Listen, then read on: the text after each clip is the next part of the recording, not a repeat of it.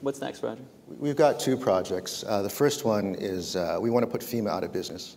We think we can crowdsource solutions to disasters better than a static government program. You know, a disaster is a dynamic environment. Static solutions to dynamic problems are by definition always wrong.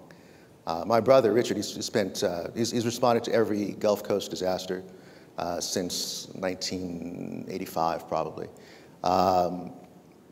And we both rolled up to New York for Hurricane Sandy. And it was just shocking to see Staten Island blocked out and New York on its knees. I mean, people who had a front row seat for 9/11 just a few years before sit there helplessly because the lights went out. You know, I think we've lost our ability to get things done. And you know, when you just write a check or pay your taxes and say somebody else's problem, it does become someone else's problem. You know, what happens when people get left out? Remember the Newtown massacre, all those kids? You know, that guy was sitting there for years, and the family, everyone knew it. The family was observable. No one did anything. You know, the community could not get together to do anything about it. You know, we've lost our ability to act effectively on just pure, simple logistics problems. And, you know, I think there are enough returning veterans who know how to make helicopters fly in the desert who would be very, very useful in crowdsourcing responses to natural disasters. We shouldn't leave it up to agencies.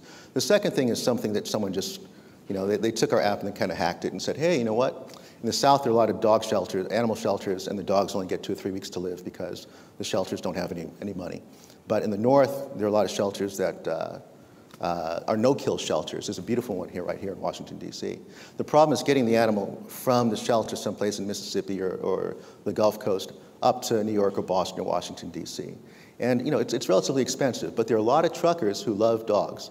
And they carry them with them in their cabs. This has nothing to do with food. We can use the same systems. You can rate the transaction. You have a little background.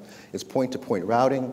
You can give e-coupons along the way to get a free shower, or someone who shows up to hand off a blueberry pie and walk the dog. I mean, there's things we can do together if we let ourselves do it.